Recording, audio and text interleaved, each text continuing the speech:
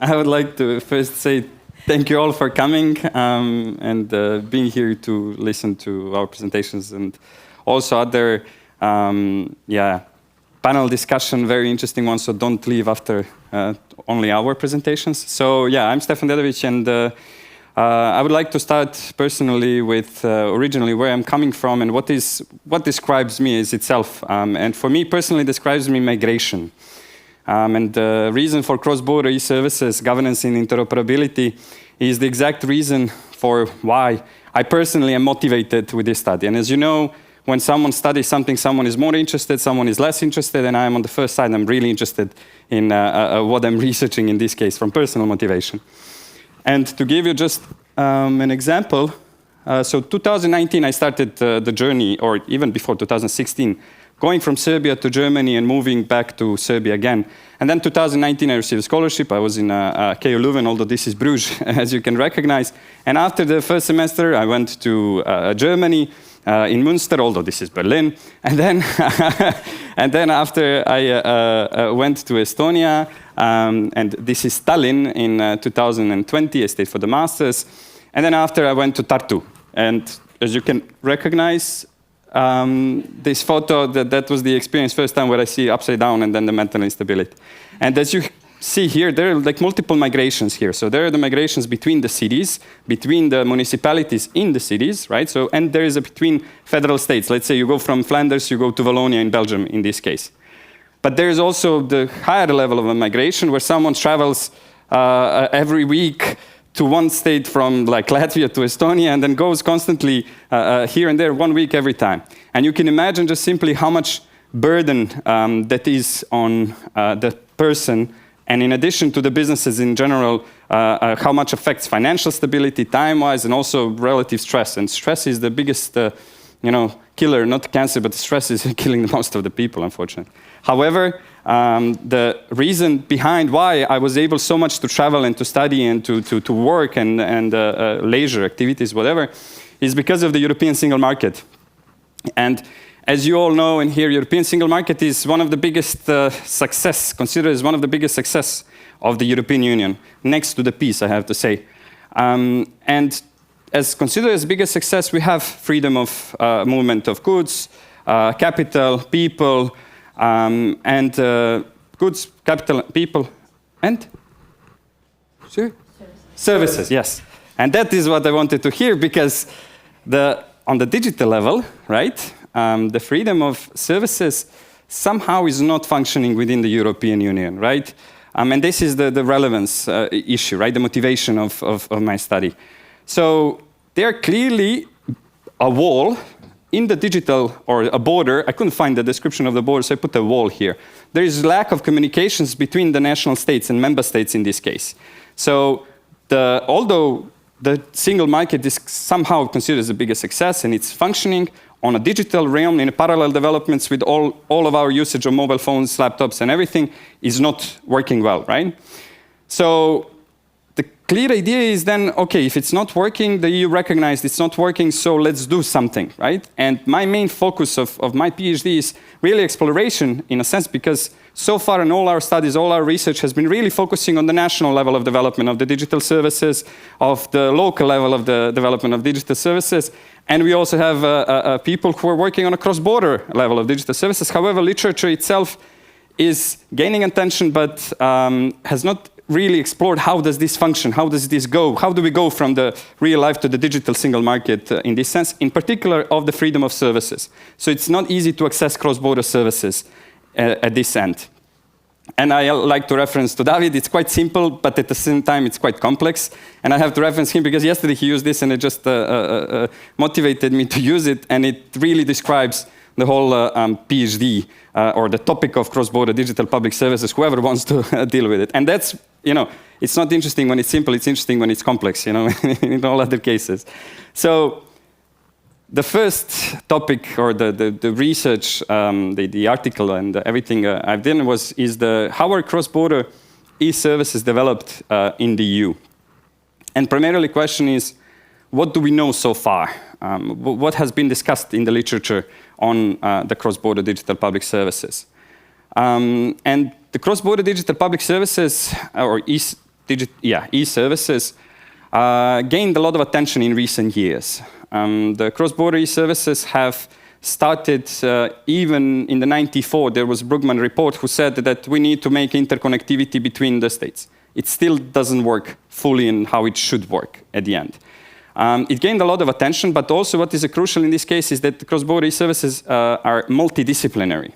That means that the studies on this topic are really looking at from the legal perspective, in a sense of arguing of the European Union laws and whether they could do something or not. Information systems development, so how do you develop the system, interoperable system between? Then you have the political sciences, the role of the different cases, and then you have also the e-government sciences, which tries to merge and argues from this e-government perspective. One of the analytical team, yes, we conducted a systematic literature review. We have analyzed 25 in-depth articles, and we tried to synthesize all the findings and all the research that happened within, not all the research, I'm sorry, but these 25 selected according to the criteria, and we synthesized it in 3 teams. Three is, I guess, my favorite number. Now I'm third in this lecture. So the first team is a governance team. What does it mean? It means that it's clearly characterized, cross-border services are characterized with the issues of multiple or multi-word, multi-level. So you have the involvement of on the multi-level. You have a local governments, you have national governments, you have supranational institutions in sense. You have also multi-stakeholders. You have the information systems development. You have the others. So there is a multiple people. So it's not simple in a case, and again, it's not simple, but it's a complex where you have the multiple involvement and really how do you manage and govern and these actions that it's happening within these cases. Then we have the interoperability integration. Digital is all about the data, right? It's about the sharing the data and using that knowledge. This data at the end cannot be shared. And one of the themes that really pops out in the literature, people are discussing about how do we ensure the interoperability and integration between the information systems and the databases across the borders in this context as well. This lack of interoperability also results potentially in people unsatisfied with the user friendliness at the end. The complexity of the system that are used in the cross-border e-services are clearly leading to unsatisfaction and complexity. What is another very crucial finding in this case is that there is a question of added value, right? So added value by the organizations and the benefits for the citizens and the businesses are clear. However, there is a question of whether there is an added value. People are questioning organizations working in this case, why do we need to do, what is added value for me? What is the interest for me in this sense? Another thing is a topic theme that we identify as interorganizational relationships. In this context, it means that at the end, it's all about the collaboration between the organizations and the people. So also, whether I trust you when I share the data with you, whether there is a privacy concerns on their side. And also what is crucial here is that is there a willingness of people to share the data? So willingness of organizations to share the data from one to another. And why here the green and why the interorganizational relationships are gray is because in my studies I focused on these, continued after this systematic literature review, I focused on the governance and on the interoperability and integration in this context. Interorganizational relationship can be a future studies focus for the other, which looks at the micro level cases. So macro, meso, and micro level distinctions. So there are significant investments. I will go quickly within the. So what we identify certain governance mechanisms and how does the EU do? It does with the digital agenda. You have the digital agenda 2030. We say 100% digital key public services must be digitalized. We have the European strategy for data. We have the interoperable Europe funding mechanisms. We have the Tallinn Declaration, where the political declaration we said we want to do it. And then there are other investments in mechanisms, especially legal mechanisms that are really coming more and more often, regulations. What the EU can do the best to bring up the regulation, to regulate. Then you have the regulations on single digital gateway regulation, which ensures 21 online procedures. You have the regulation on the Interoperability and Interoperable Europe Act, which requests member states to take care about interoperability. Then you have another regulation which cares about the IDAs. We need to be able to identify each other.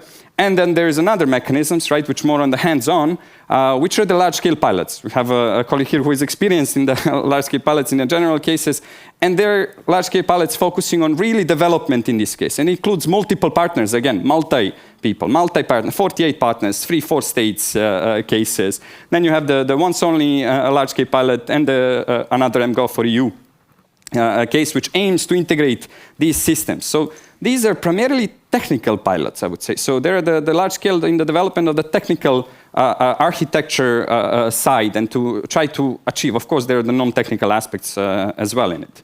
So this is one of the mechanisms and areas that is happening within the cross-border e-services domain. And now the governance of particularly what I looked in the second one is the governance of interoperability systems. And this really means, okay, we have interoperability systems, but how is it managed? Who is governing? Who are the actors? How do you try to manage on a supranational level? We know the management of the systems within the Estonian national level, but then is it the European Commission? Is it someone else? Is it another state that is researching? And what I say interoperability systems, I mean the systems that are exchanging data, that allow exchange of data between their information systems and domain or the databases that is happening. The European Union solved or developed significant number of interoperability systems, these higher level interoperability systems. What we focused on is on the EUCARI system. So if you drive a car from Estonia to Latvia and then you get a ticket, right? On in your door, you receive a ticket. The reason is because of this system. And quickly to say, this system has been developed in the 90s from the cooperation between the member states. So the member states have cooperated, the Netherlands, Germany, Benelux countries, and then they developed this system in order to, okay, we notice certain things. Then there is a once-only technical system, nowadays considered as a new data space, which allows or will allow exchange of 21 procedures, exchange of data between the public administrations. And then there is a PEPL. So whoever businesses is here definitely should know about the PEPL in order to use the procurement information systems and in particular phases of procurement allows the data exchange across the borders in this sense. So what is the role in this case? Well, we wanted to identify, okay, who is governing this? Who is managing this? We developed certain analytical framework in this case. So what is the governance arrangement?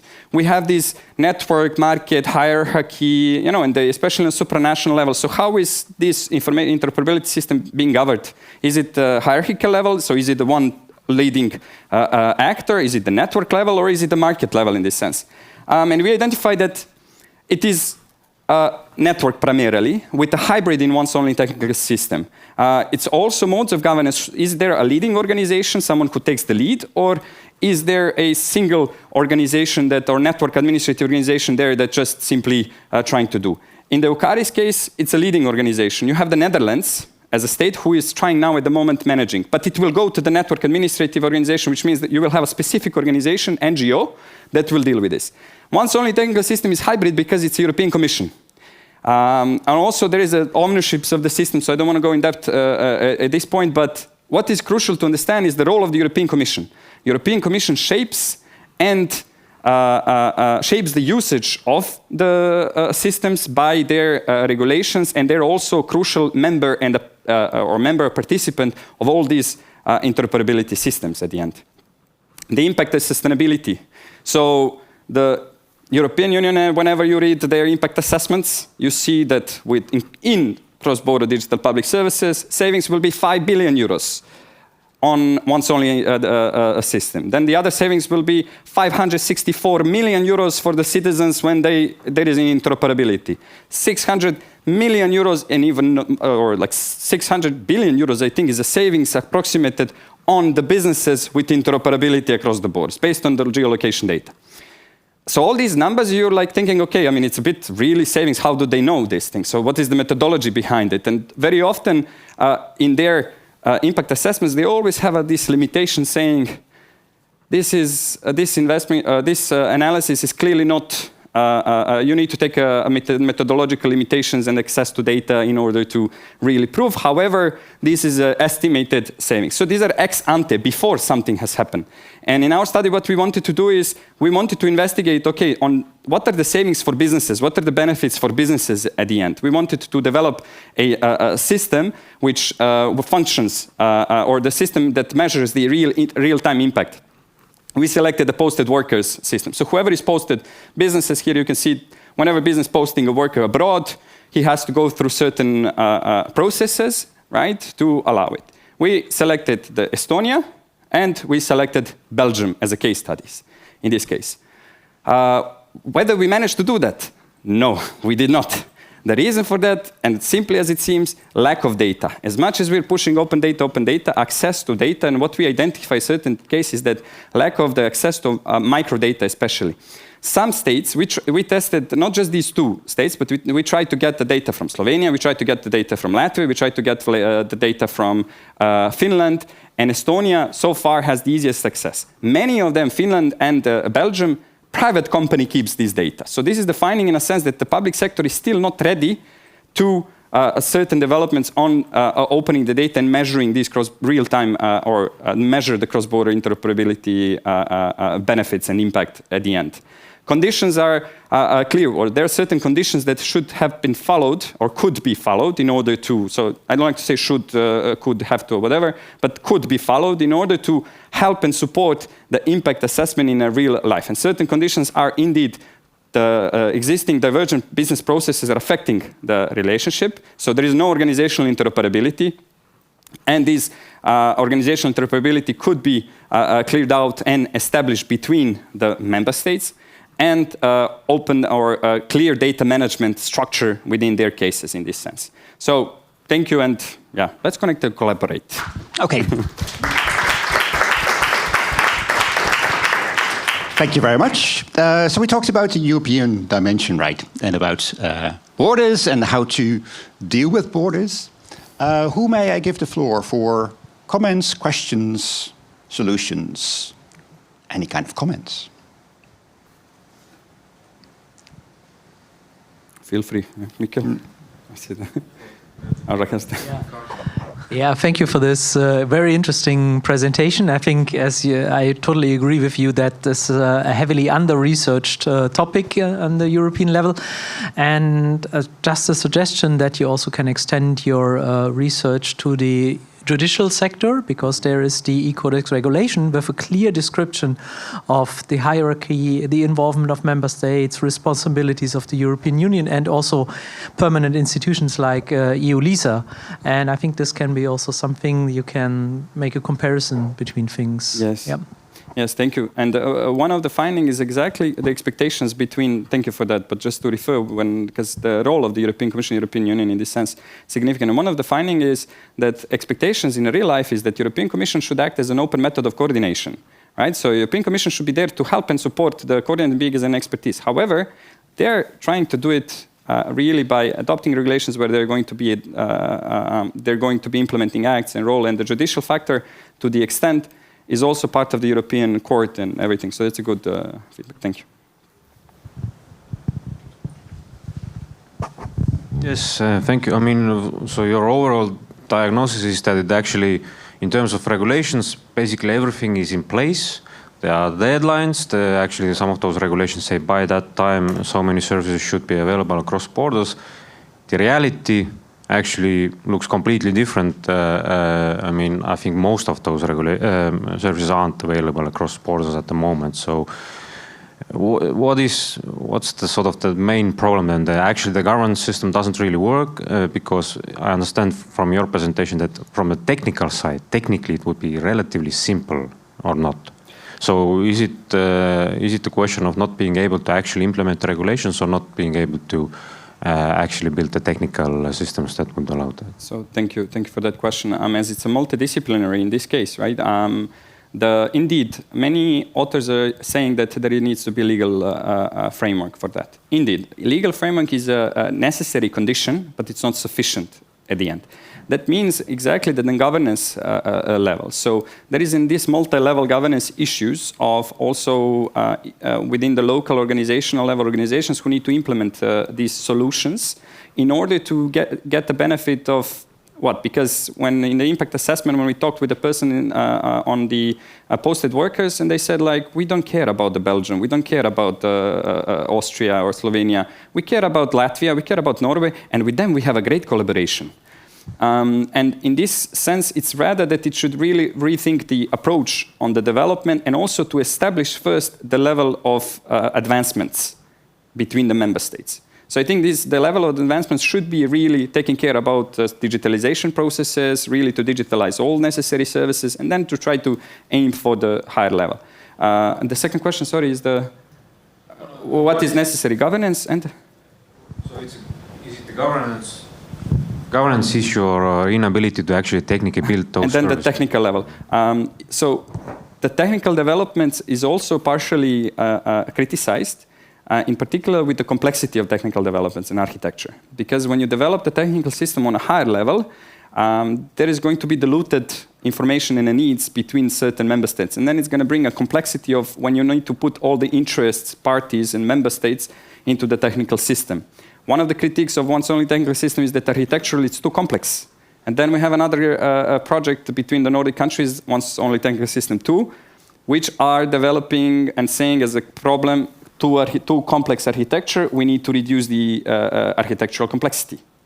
And this is one of the reasons. So, and in addition, all these legal regulations that are shaping, or institutions that are shaping the technical systems, leads to a complexity. In a sense, regulations and requirements, institutional requirements in this sense, shape and requests that every time you need to see and give a consent to the thing on a judicial level, you need to do on e-codex services, on any other services, you need to do certain things, security needs to be followed, and then you have a German that is really into the security obsessive, and then what happens is then results at the non-user friendliness usage case at the end. So institutions shape this technical system, which leads to the complexity and the resulting potential not success. So that's, I hope I was clear.